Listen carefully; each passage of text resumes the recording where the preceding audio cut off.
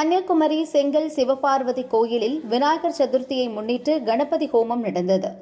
1008 தேங்காய், எள், தேன், நெய், மாதுளை உட்பட அஷ்ட திரவியங்களால் பிரம்மாண்டமாக நடந்த ஹோமத்தை மகேஸ்வரானந்த சரஸ்வதி சுவாமிகள் நடத்தினார்.